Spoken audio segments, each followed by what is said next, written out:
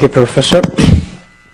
It's my great honor to be here. So when I listen to the introduction, I'm a little bit confused whether it's talking to me as the most powerful people, influential people, and first let me introduce myself. I'm 100% made in China, and I learned my English by myself when I was a kid. From most of the American tourists when they visit my city called Hangzhou. So 1970s, early 1970s, when a lot of foreign visitors visited the city. So every morning I got up early and become the tour guide for them for 9 years, a free guy, and they told me English, and I showed them around. And I learned out the language, I learned the culture. And I learned how to think differently because everything I learned from my schools when I was a kid was different from the things I learned from the foreign tourists. Because my father and my school teachers told me that China was the richest country in the world and we're going to liberate the world. And just like today's North Korea. And later I found out that was not true. So since then, I'm a little bit different from most of the Chinese. People say, Jack, you're different from the Chinese. But the American people look at me like a very typical Chinese. The Chinese look at me as like American people because I understand the culture here. So I've never even one day trained in the States, but I learned a lot. I got my internet concept from the States. Well, first let me introduce you a little bit about the Alibaba Group. Alibaba was founded in 1999, 18 founders in my apartment, and just to have an idea, we believe internet is going to change China. Internet is booming, so nobody believed us. Everybody said, well, it's like, how can you do internet in China? It's because China government, the censorship, and this and that. There's no reasons for us to survive. And today people say, Jack, you're a visionary. How could you tell e-commerce internet 10 years ago? And I said, I think it's like we are like a blind man riding on the back of blind tigers just by accident. We focused, we make the thing happen. And today, from 18 people now, today we have more than 20,000 people. And we've grown from one company to 5 companies right now. The first company is called Alibaba.com. It is focused on small, medium-sized companies, helping small, medium-sized companies. We have over 38 million registered SMEs in China using our services. Outside China, we have more than 12 million SMEs using our services. So our business model, very simple. One side is China side, is a domestic trading. Anything you want to buy, anything you want to sell in China, you can use in the China website. It's like a marketplace, like eBay, but eBay is C2C, we are B2B. The Alibaba B2B, one is China domestic trading, the other is import-export. It's a marketplace for global purchasing, broker buying, and so it grows pretty healthy. We listed 3 years ago in the Hong Kong market, and we were very lucky because the day we were listed, the market was good. So our stock price grew from $13.5 to $40 without doing anything good, just to go up. And 3 months later, our stock from $40 to $3, and without doing anything bad, just up and down. And that was a rock and roll, and now the company is stabilized. We still focus on e-commerce, still focus on SMEs. But the second company, the other 4 companies are private companies. The other company which we own 100% is called Taobao.com, which you probably have, most Chinese people here have heard about it. It is much more influential than Alibaba.com in China. We have more than 300 million registered users. It starts with C2C, but 95% of the is from B2C. And 6 years ago, we started competing with eBay. eBay had a lot of money. At that time, their market cap was $80 billion. They came to China. They said, we'll compete with Alibaba. And we started the business from zero, and we got like 2 or 3% market share. Now we have 90% market share, which eBay had like a 2 or 3% market share. So Taobao is a combination of Amazon, eBay, and Google, and Facebook. It's a community online, and we have 43 million unique visitors visit the site shopping every day, and we finish 8 million transactions per day, and logistically last year the package delivered on the whole China is 2 billion packages delivered on the road. We created 1.1 billion. So we like 55% of market share that is on the delivery. It's growing very fast, and we already have like 100% growth in the past 7 years, and we'll keep on having 100% this year. And the third company we have called Alipay, is like a PayPal. It's a very stupid model. 5 years ago, I thought it's so difficult to do transaction online because people don't trust each other. The banking system is so bad. The infrastructure of finance also bad. So I was worried about what I'm going to do. The bank have the license to do this business, but we know how to do business, but we don't have the license. So at the end, people say, Jack, don't touch that area. If you touch that area, you will be in prison because financial sector is very risky in China. And I said, put me in the prison, let's do it. And we do transparent, we do everything clear in order to make sure government happy, people happy. So we work with the banks, close to 70 banks in China. Today, we have 400 million registered users, and we are the largest online third-party payment without any business model. We just want to help people. That makes the banks very unhappy because we destroy their business model. China, in the world, a good bank like 60 or 70% of the revenues were from the services, but China 70 or 80% of revenues come from the loaning. So we go inside, go into the service. The fourth company is Ali Cloud Computing, which we just founded 2 years ago. Because we have the data from small, medium-sized companies, because we have the data from Taobao consumers, and we have the data from Alipay. So the data we collected becomes so influential. So we want all the consumers to share, to understand the data from SME, and let the consumers understand the SME data. So that is, we've been very focused on cloud computing. And the number 5 company we had is called Yahoo China, which we acquired from Yahoo 5 years ago. So these are the group. And Alibaba is listed, the other 4 are private. And pretty good. We are lucky in China that we combine, like Amazon, eBay, PayPal, and all together in a same group. Like 70% market share in China on e-commerce, and it growing, still keep on growing very fast.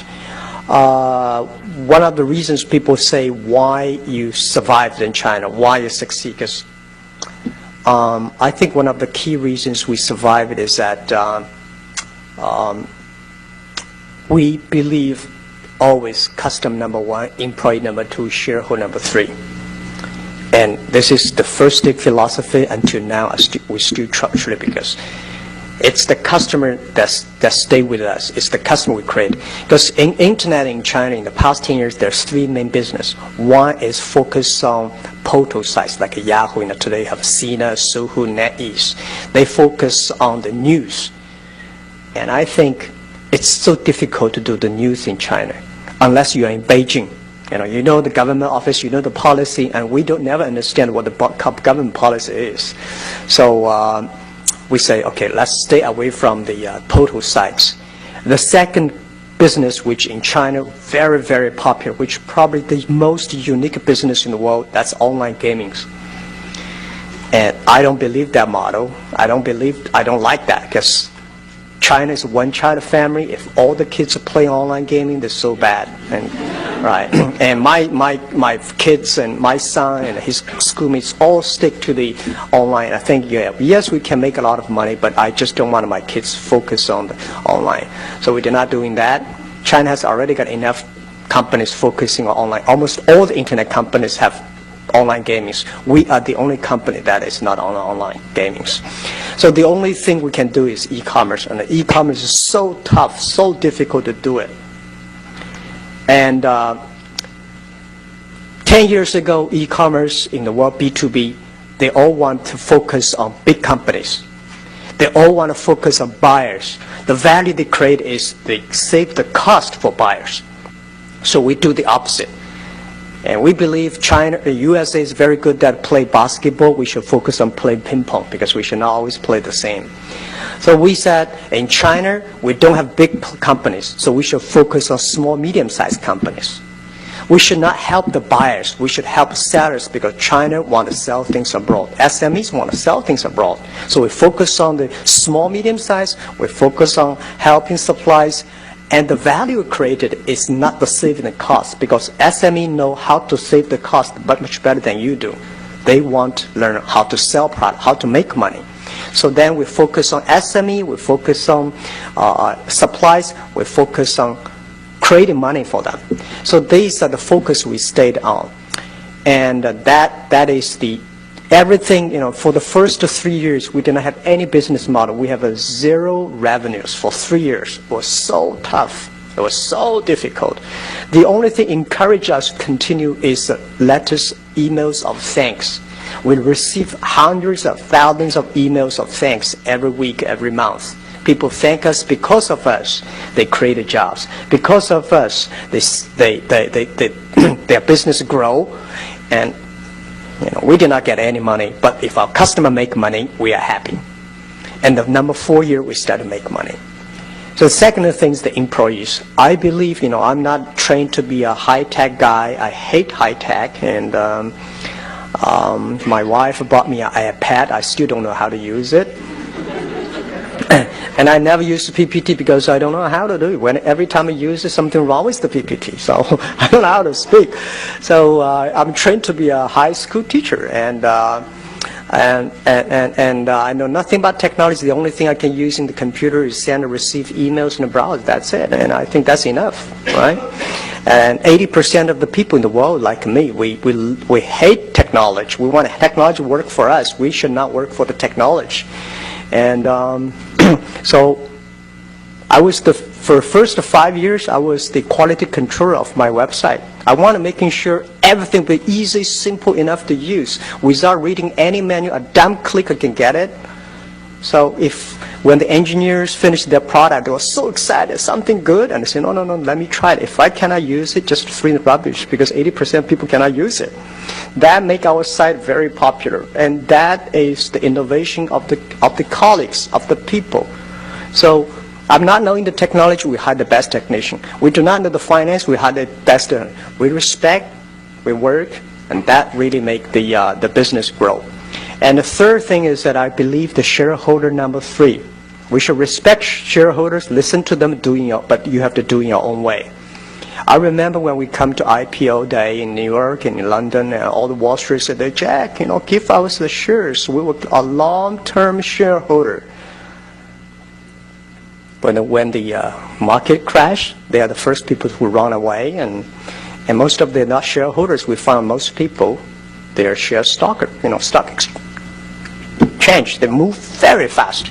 So we think that we should listen to them, but we should do it in our own ways.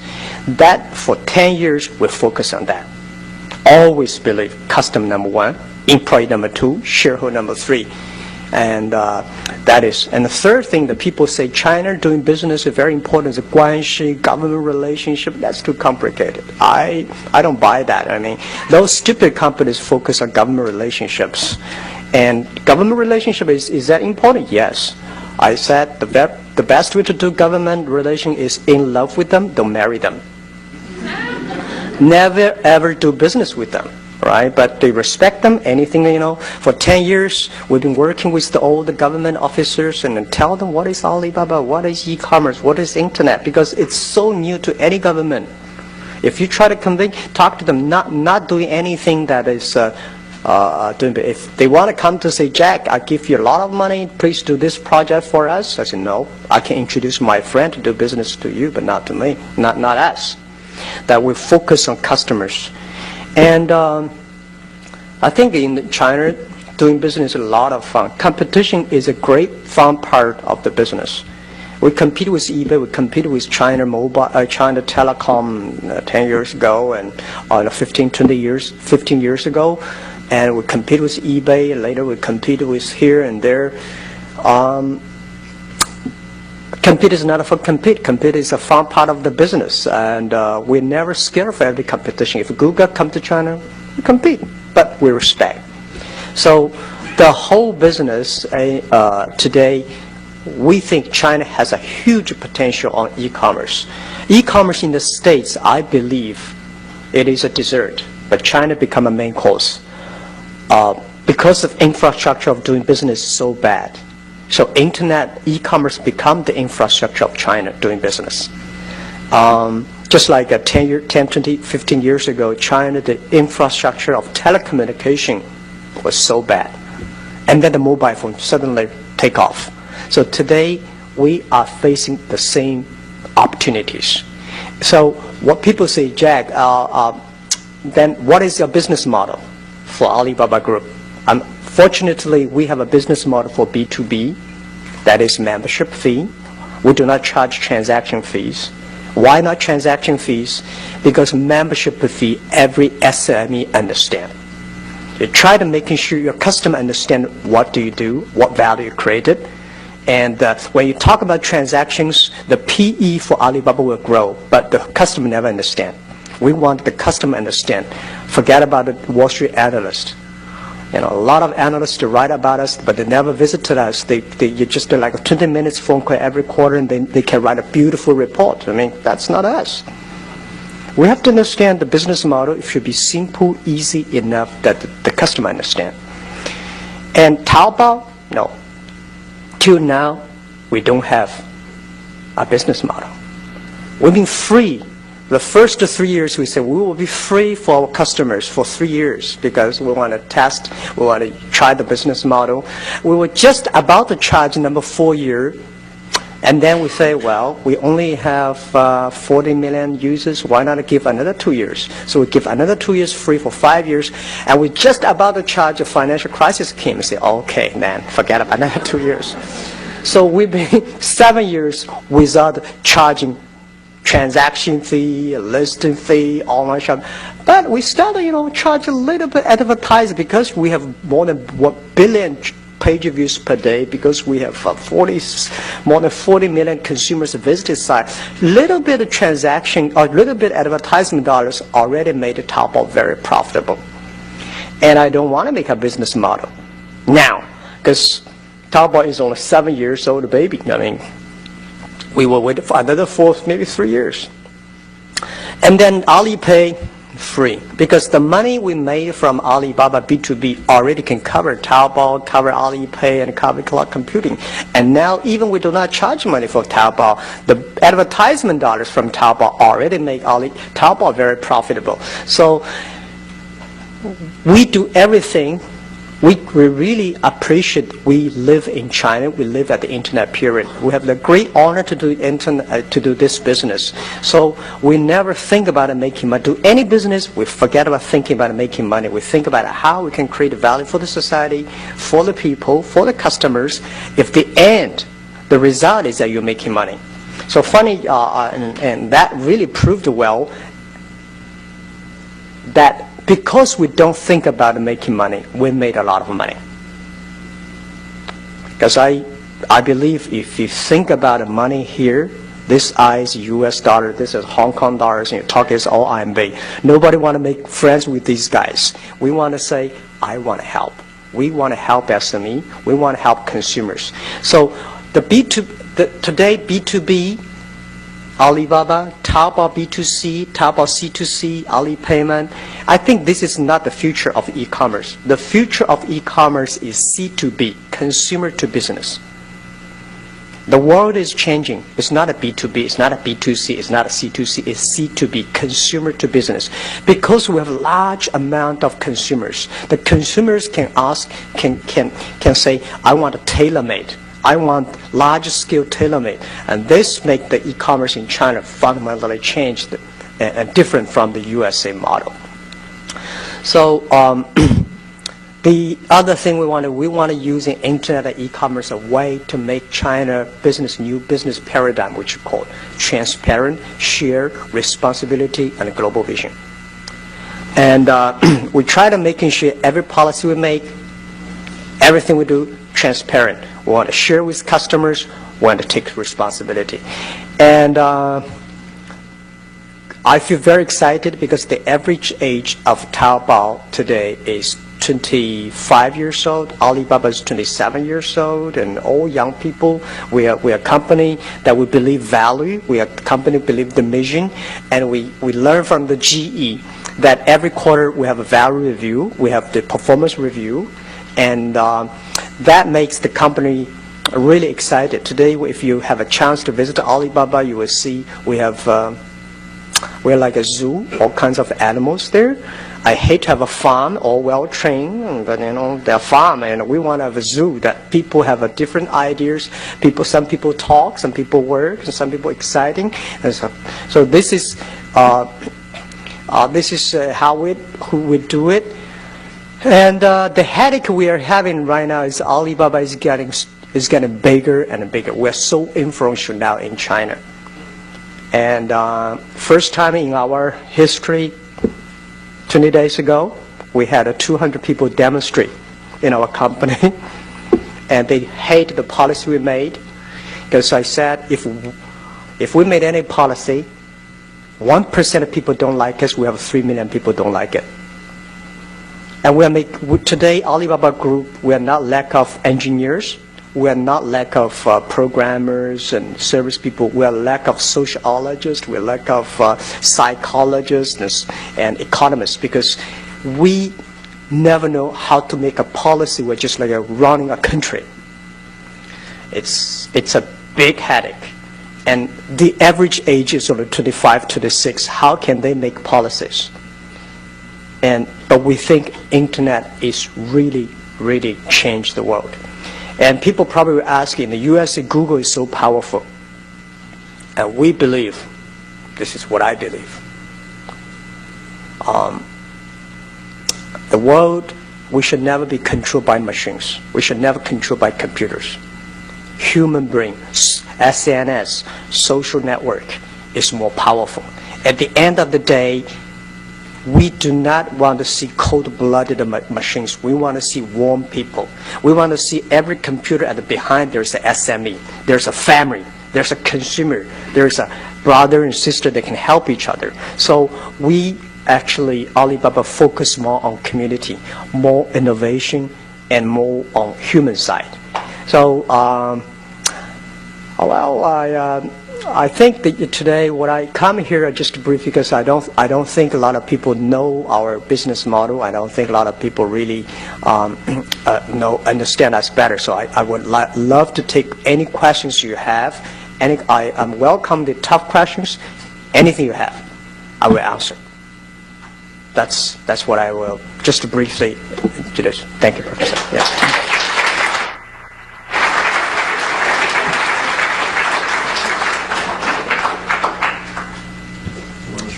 So we're going to make this very interactive, but I'm going to take moderator's prerogative and ask the first question.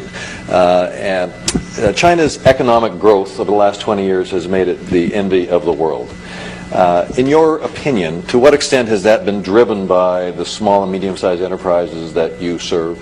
And to what extent has that growth been driven by large, formerly state-owned businesses or multinational companies?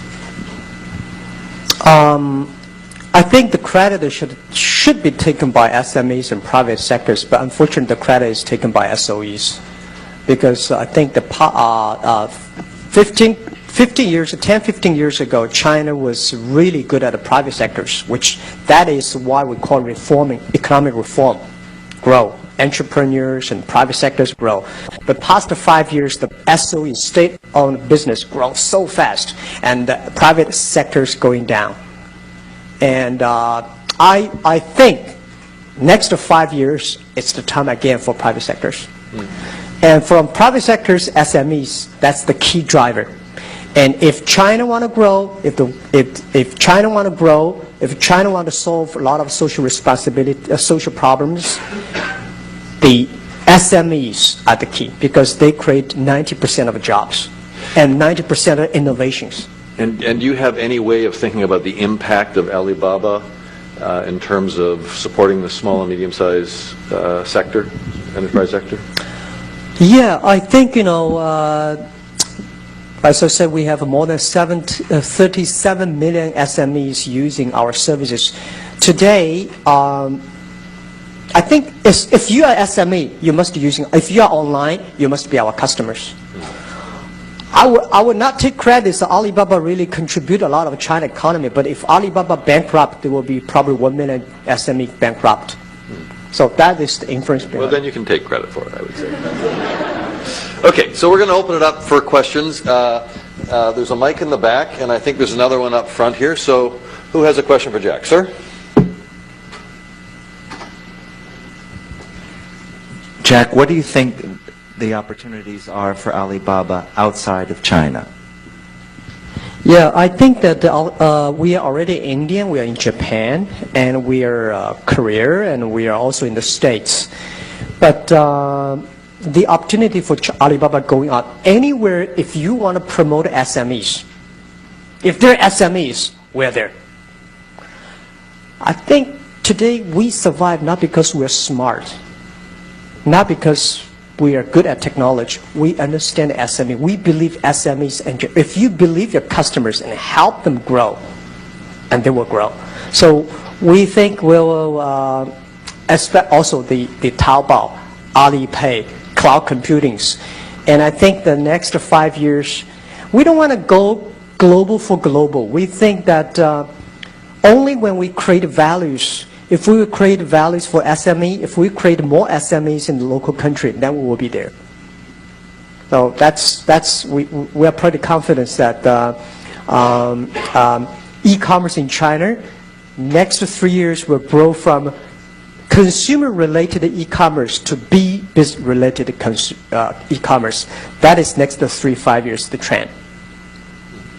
But it's happening organically for you too, isn't it? Because you are finding people all over the world that are using the Alibaba platform. Yeah. One of the reasons why we choose the name Alibaba, we can choose another Chinese name, but we choose Alibaba because we believe that global vision, local win. And we believe that internet at the first day, it should be globalized. But Alibaba is not, we say Alibaba is not a Chinese company. It's happened to be found in China. And we are growing pretty aggressively, and I never been to a lot of countries, but we have so many customers around. I went to Peru last month, and I was so excited about so many Peruvian SMEs using our sites, and some customers look at me like burst into tears. So thank us. I said, I'm sorry, I did nothing. We're just a platform, right? Yeah. So we are going there. Yeah. But I thought Alibaba was 1,000 thieves. Is that the image you wanted to? No, Alibaba 40 thieves. Well, actually, that's the story, Alibaba 40 thieves. People always believe Alibaba is a thief. No, Alibaba and 40 thieves. 40 thieves are a bad guy. Alibaba is a good guy. Okay. I'm glad we got that straightened away. Sir. Thank you so much for coming in to speak to the Columbia community, Jack. Sort of a question for you regarding Google. What advice would you have for them to succeed in China? Who? Google. Google. Okay.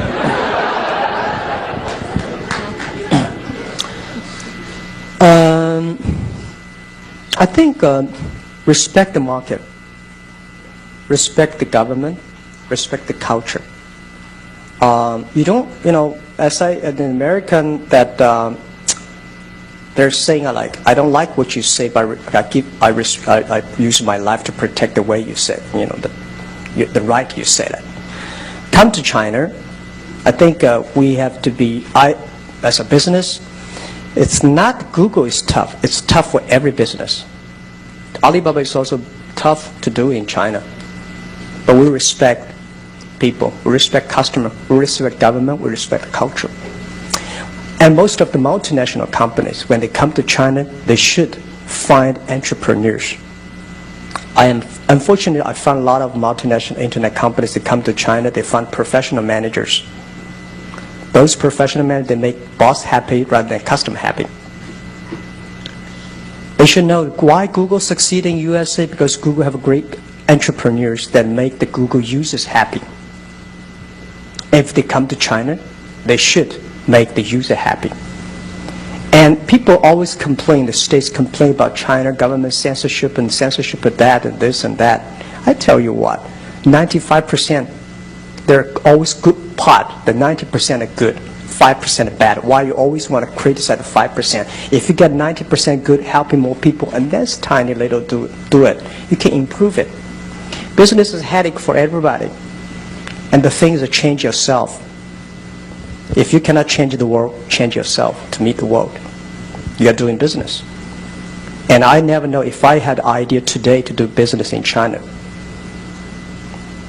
I think the idea, the power, the influence, the contribution we do today is much more powerful than 10 years ago. And we do little by little. By respecting people, respecting the culture, respect customers, and respect the government. It's not easy to run a country like government, I tell you the truth. I never think about run my own company, it's a big headache. Only 20,000 people running a country for 1.3 billion people, it's a big headache. So I don't have an advice to because most of the multinational internet company come to China all having the problems. Some of the suggestions I give, don't talk to the central government, talk to the local government. Don't go to Beijing. Go to the local municipal government, because these government make decision quick. Right? Why not always, I know this minister, I know that guy's. No use. Talking to the customer, talking to the local municipal government, talk to the provincial government. These guys, let's do it. In Beijing, you're waiting for policy, it takes about 3 years. Yeah. This gentleman here. Thank you so much. And I'm just curious, Hangzhou is such a great example of an environmentally fantastic city in Westlake. And I think on Alibaba there's maybe electric vehicles for sale, but what are you doing both culturally inside the company to contribute to a greener, more environmentally responsible company, country, and what do you see for the clean tech revolution and what Alibaba can play as a part in that? Thank you very much. I'm a strong believer for the green things and environment. I'm the board director for TNC, and we are active on that. And I think that which struck me most was 4 years ago, the IPO day. I was at a press conference. There's two tough guys came in and say, Jack, I have a question for you, because you sold shark fins on Alibaba.com. I said, shark fins? So what? Hong Kong people all eat the shark fins. And then they criticized me. It seems like they want to kill me. I said, when I listened, I said, okay, I cannot change the habit of Chinese people. Stop eating shark fins, but I will stop eating shark fins. And then I said, no, I don't eat shark fins since then. Then I started to realize what happened with the shark fins. The more I studied inside, we said, oh my God, we killed so many sharks, which really make the ocean life bad. And then 3 years ago, I lost 2 employees. They're only 20s, all because of cancer. And I told we discussed with among employees, the environment is in such a bad situation. Every family, every people I ask, do you have a relative that have cancer? All of them say, yes, I do. So what's wrong with the economy? What's wrong with our environment? And then 3 years ago, when I went to a river, there's a lake. When I was a kid, 13 years old, because I jumped into the lake and I almost died because the water is so deep and I could not swim. Today, when the same lake, the water was here.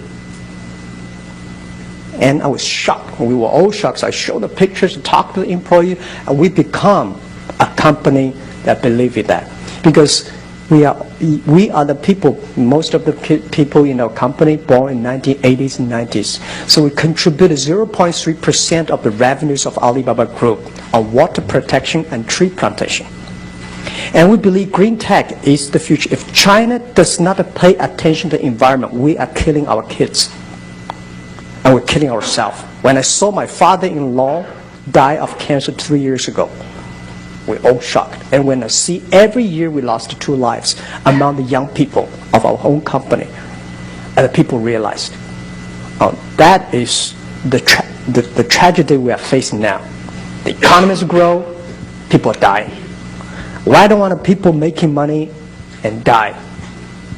Because of the environment. And when we were shocked, so when we see that the Yangtze River, the fish was poisonous, that's the disaster. So Alibaba is doing a lot, and Taobao, Alipay with committed revenues, and also we're learning the way the TNC. And the other thing is that every quarter for the senior manager for Alibaba, CEO of Taobao, CEO of Alibaba, CEO of Alipay, it's very difficult for us to get together once every month. So we committed once every quarter, 1 day. We discuss but nothing, just water protection and tree plantation. And every employees, we have a car park in the company. Only you plant that much trees, we will give you a light, we'll give you a green card, you can park the car, otherwise you're not allowed. And that make everybody start to learn, start to commit. So I think it's just a beginning, and we cannot do, always cannot do enough, but we will wake up 1 billion people. Wake up the young people that how serious we are in the situation. So the green tag, I think in China has a huge potential, and we'll foster that to make things happen. Yeah. Okay, we'll do this side. This lady here. As a follow-up to your earlier answer on global plans for Alibaba, what is your approach with diversifying your human capital, be it in countries outside of China or even within China with people from other countries? The human capital? The employee base, your teams.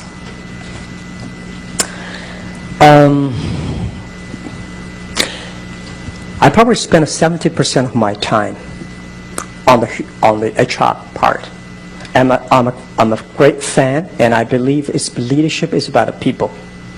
And my people, my team, my partners, they are much smarter than me on making business decisions.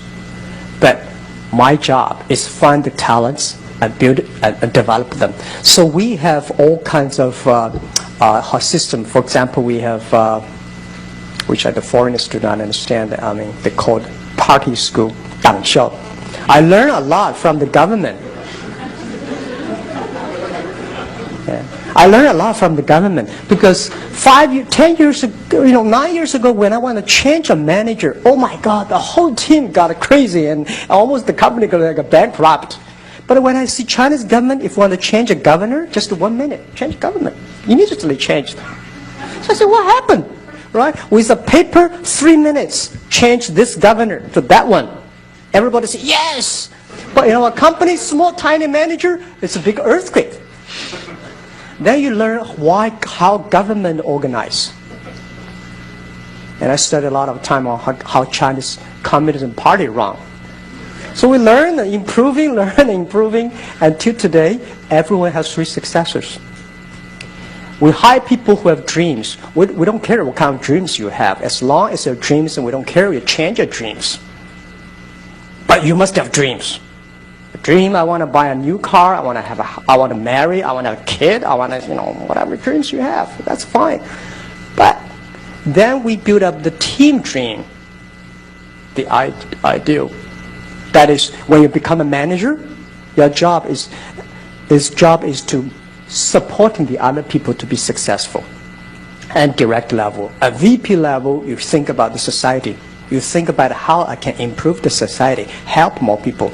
So I think our culture is mainly value-based and mission-based. When we make decisions, we ask ourselves, is it according to our mission for B2B, helping doing business easier? If it is yes, let's go ahead. If it's not, let's just shut it down. So that's how have you developed your management philosophy? Did you start off with this philosophy, or did you start like most entrepreneurs do? They have a real technical focus. They're focused on the product, and then when they start having all sorts of angst with employees, then they sort of learn how to be a people manager. Or were you the same from the beginning? No, same. The first day, we're focusing on not product, not technology. It's all about customers.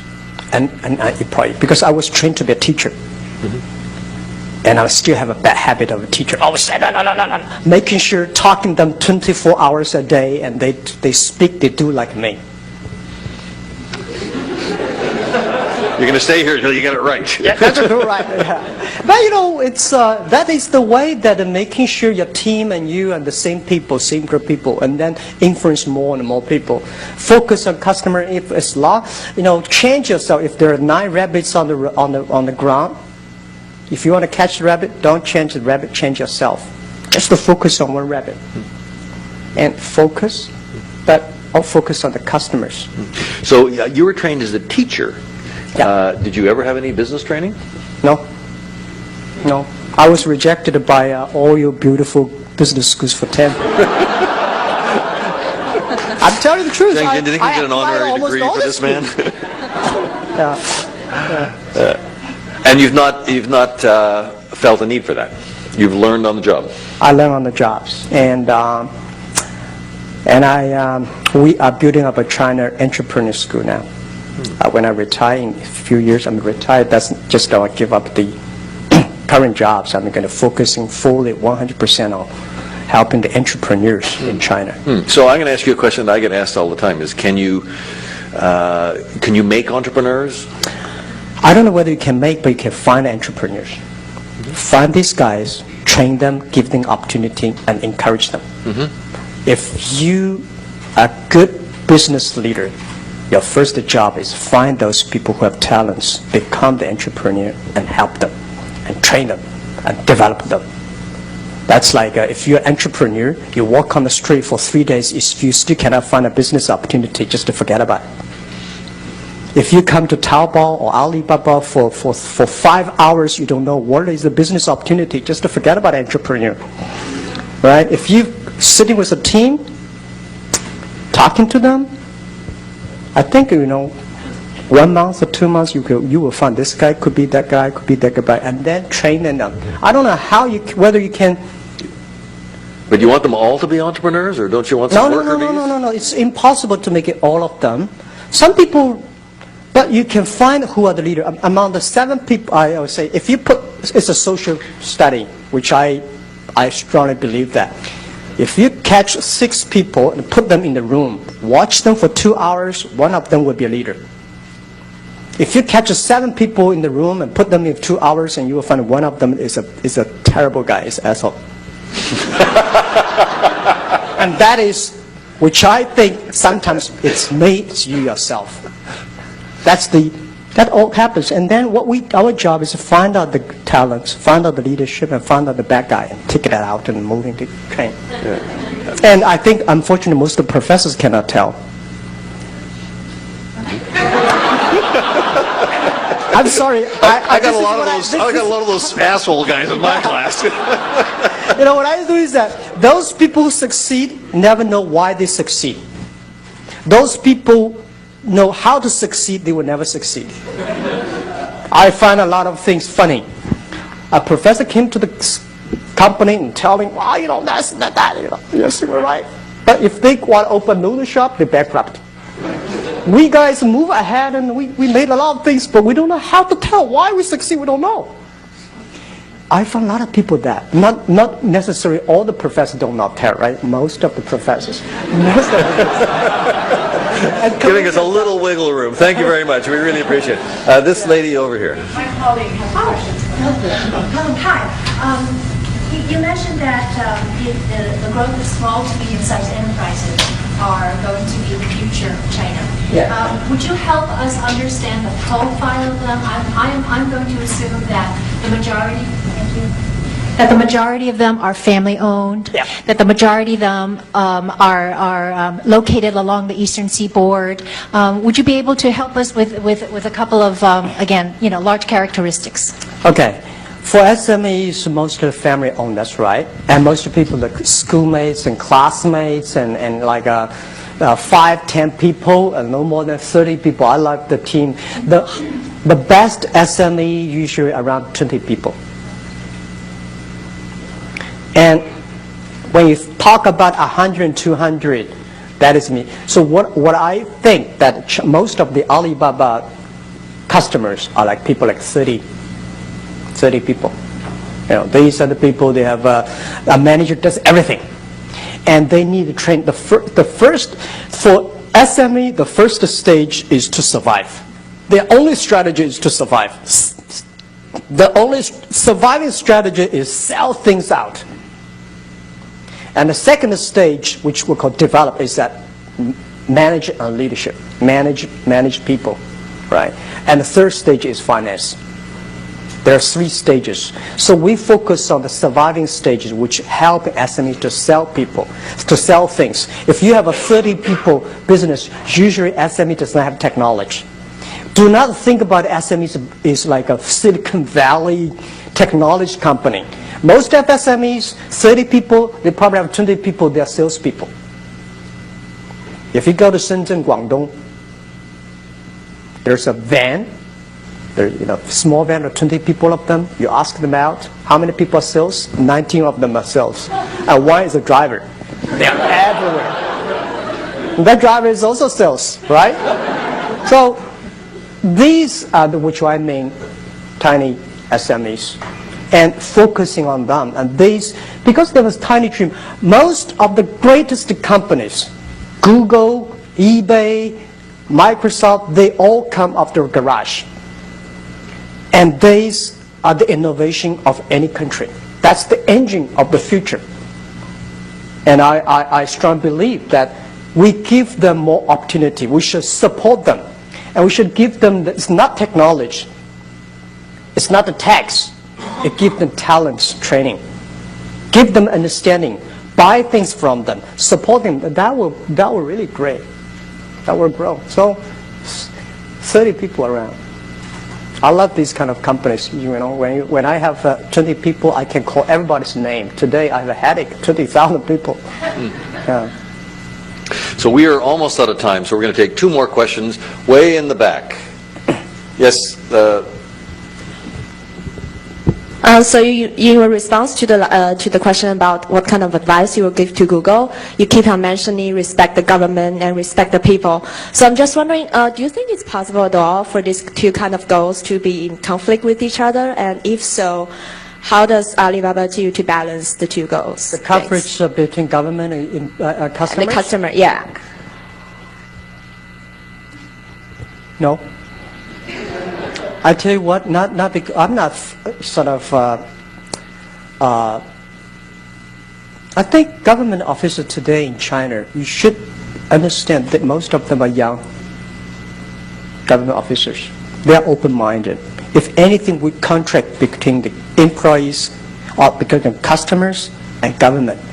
Better talk to the government officers. Why this? Why that? Because it's very difficult to change customers. You can change the government. Talking to them. So if they say, no, I say that again. No, and then, okay, I change myself. Because I know it's not easy. People like here talking about democracy and freedom. Your father, your grandfather all understand what freedom, democracy is. You know how to protect it, how to enjoy it. But China, we lack of this period.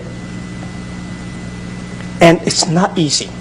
I've been working in the government for 13 months as a part-time job. I say, oh my God, I would never choose that tough job. It's easy to say, but we need encourage. Tell them, it's good. Now, if you try this will be better, this will be better. Government sometimes like a children. You need encouragement.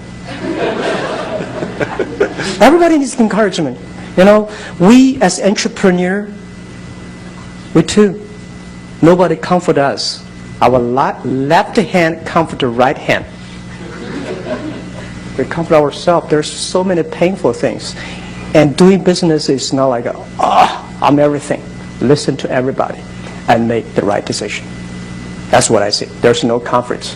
There are comforts everywhere. There'll be no comforts. If you really know how to do it, do the right thing. Okay, we'll have one final question, and I haven't taken a question from the back right here, and no one is raising their hand, so this lady right there.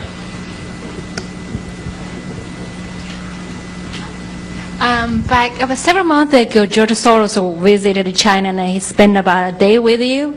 I'm just wondering whether or not you can share with us what you learned from George Soros. What I learned from George Soros.